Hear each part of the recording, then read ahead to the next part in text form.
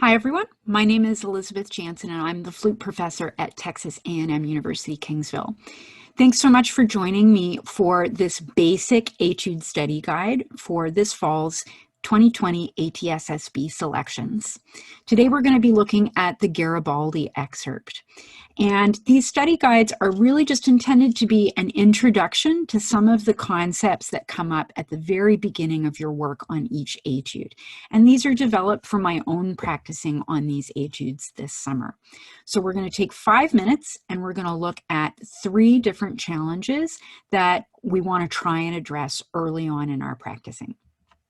So here's the excerpt for the Gariboldi, and you can see down here that I've already cut and pasted, and this isn't one of the challenges. This is just something that I did, frankly, to make it easier to see the etude, but I do recommend it because I know that I found it really distracting when I was practicing to have to jump from the end of the first page to the end of the second page visually. So it might be a good idea for you if you're struggling with that.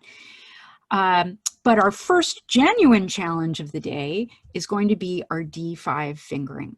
So this is a common problem in young flute players, and it affects not only tone, but also the response of that note itself. So when it's articulated, it's especially delicate if we don't have the right fingering. So we're going to discuss that a little bit.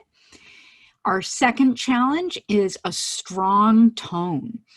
So we have some high accented notes here, and often those can get very shrill or aggressive, and we do want them to sound strong, but we also want them to sound full and resonant. So we're going to talk about some ways to practice that. And our third challenge of the day is whether or not to use our B-flat thumb fingering.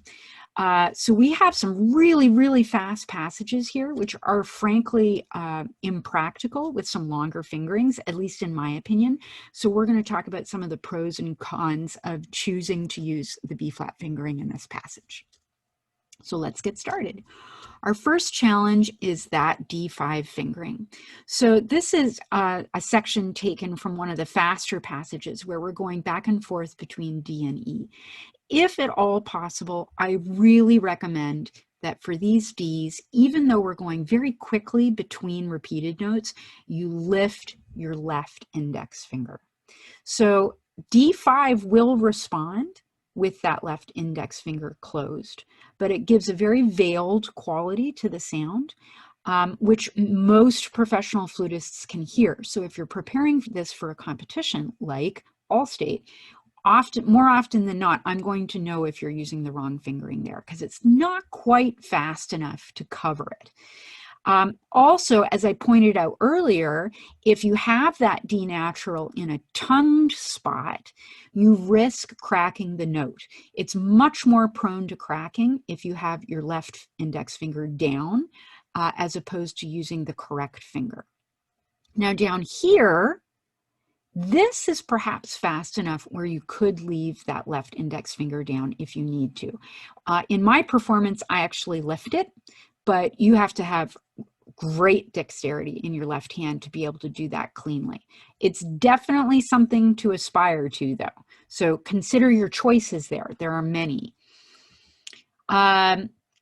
Let's go on to our second challenge. Our second challenge, as I said, was getting that strong but resonant sound in the high register on those accented notes. So resonance comes from space in our body. It comes from having an open oral cavity, an open throat, a relaxed chest and shoulders. So really try to imitate the feeling of a yawn when you're playing these notes. Our bodies know how to open all by themselves. No one taught you how to yawn, but that's the best example of a relaxed way in which the body opens itself as much as possible. You can also practice these with a huh articulation. So no tongue at all, but just bursts of air from the diaphragm. And that's a really great way to make sure that you're training your body to be as open as possible and that you have full air behind the tongue. Because another danger is that because of the accents, a lot of young players tend to use too much tongue, which gives it a really harsh quality, when in fact you want to aim for about 80% air and just 20% tongue being responsible for that articulation. Our third challenge is the fingering for that B-flat thumb.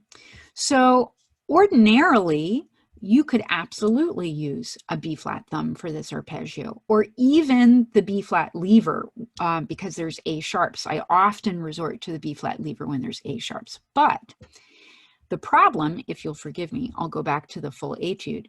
The problem is when you have this arpeggio and this arpeggio, because both of these arpeggios resolve with a high F sharp. And if you have your B flat thumb down, if you're using it, and you try to play high F sharp, you will crack, or it will sound very, very poorly.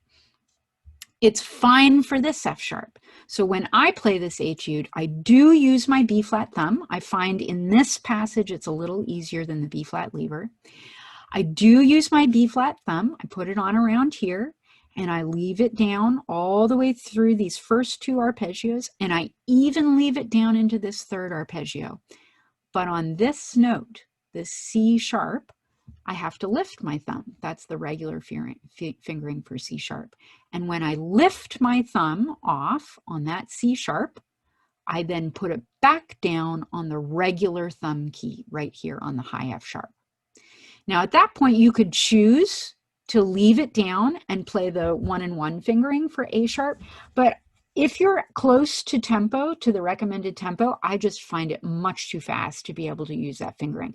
So I actually then shift my thumb over while I'm lifting off of that high F sharp, and I put it back down on the B flat thumb here.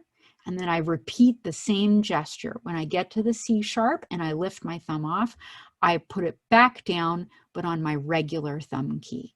And that makes sure that my high F sharp responds correctly and with resonance and with my best tone. So those are my top 3 tips as you're starting your work on this etude. Make sure you're lifting your D5 fingering, if at all possible.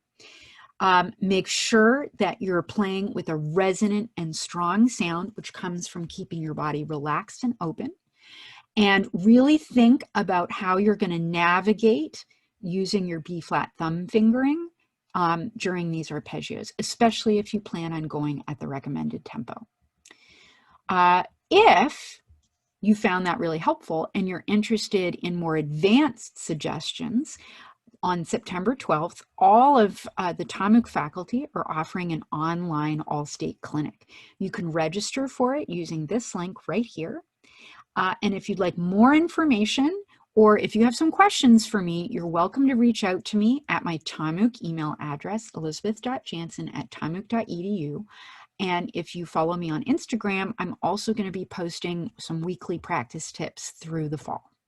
Thanks so much. Have a great day.